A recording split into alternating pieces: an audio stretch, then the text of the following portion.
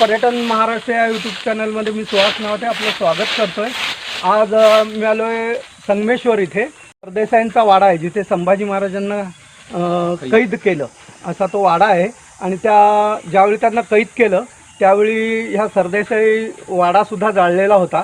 आणि त्यानंतर आजूबाजूची जी मंदिरं होती ती मुकर्रब खान म्हणून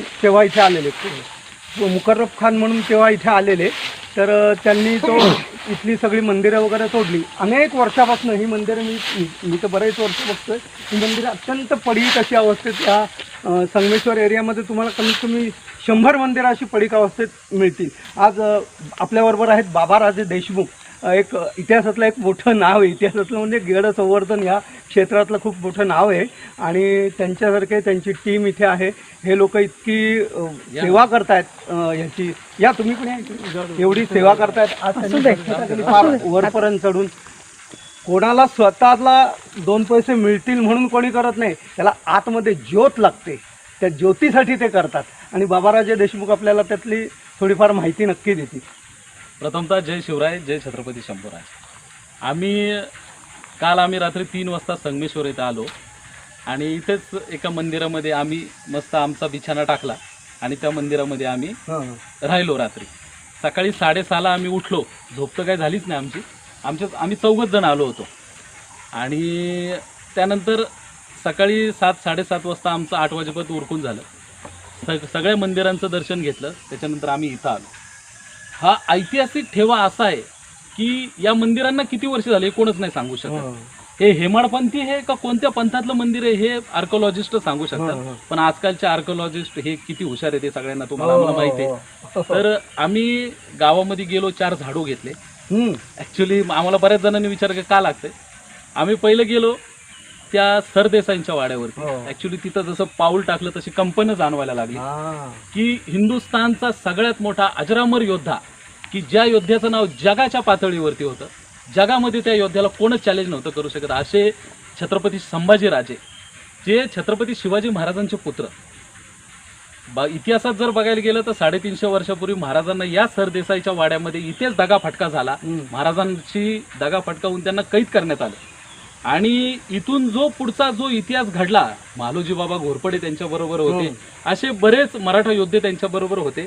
पण मुकर्रब खानाबरोबर असं म्हणतात 35,000ची फौज होती। शिर्के पण होते ऍक्च्युली गणोजी शिर्केंचं जर बघायला गेलं तर गणोजी शिर्केंचं नाव, मला असं वाटतं किंवा माझ्या परिवाराने आम्हाला जो इतिहास सांगितलं की गणोजी शिर्केंचं नाव बदनाम करण्यात आलं की एक मेवणा जर आपल्या दाजीचं नाव जर जग पातळीवरती गाजतंय, धर्माचा सगळ्यात मोठा योद्धा आहे, या जो आपला दाजी, की ज्या दाजीच्या नावाने इतकी जगभरामध्ये या धर्माची दहशत आहे, त्या दाजींना कोणी पकडून देऊ शकत नाही किंवा त्यांच्याबरोबर कोणी गद्दारी नाही करू शकत आणि स्वतःच्या बहिणीचं कुंकू कोणी पुसू शकत नाही।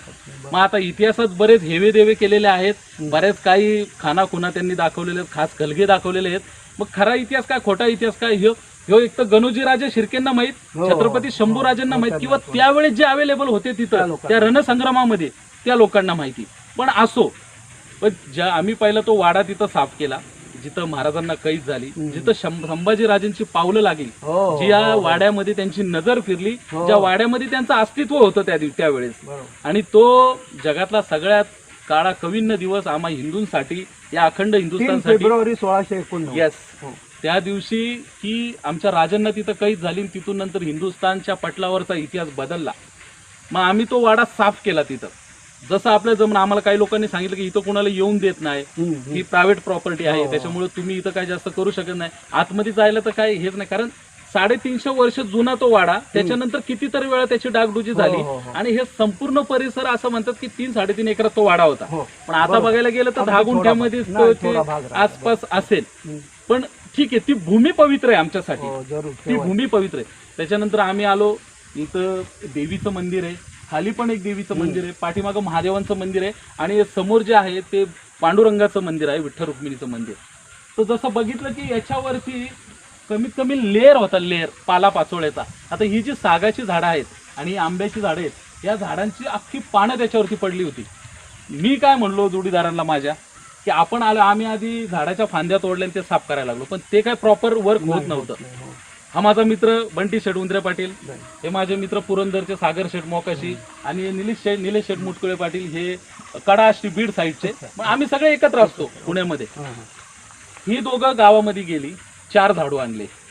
आता म्हणलो करायचं काय, म्हणलो आपल्या धर्मामध्ये कळसावरती चढायची परंपरा आहे, पण एक विशिष्ट असा विधी आहे, त्याच्यानंतर आपण त्याच्यावरती पाऊल ठेवू शकतो, पण आता इथे पर्याय नाहीये.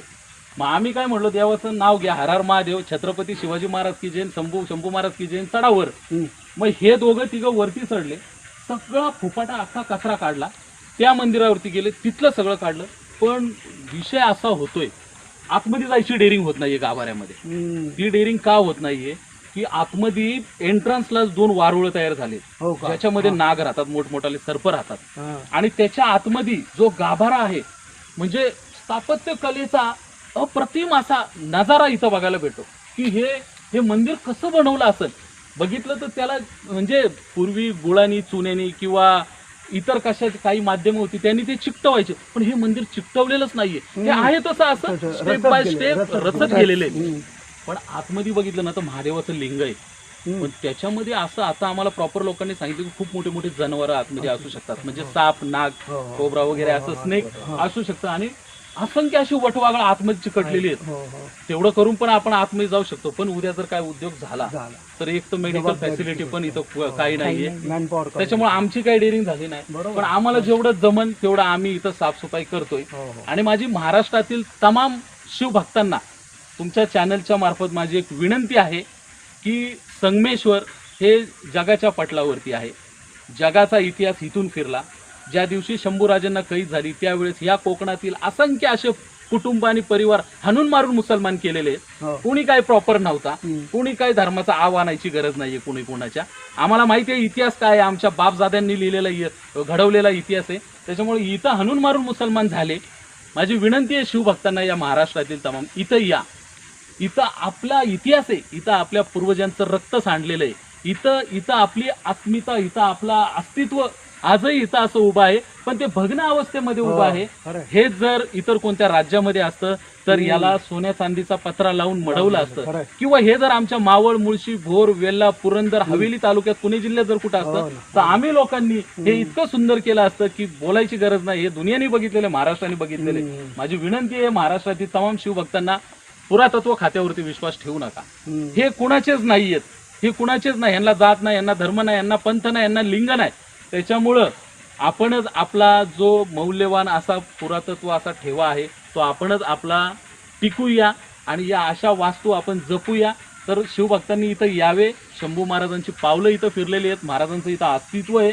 त्याच्यामुळे हे संगमेश्वरमध्ये या मंदिरांची डागडुजी करायचं काम आपण हातात घेऊ. माननीय मुख्यमंत्र्यांना आपण निवेदन देऊ, एकनाथ शिंदे साहेबांना.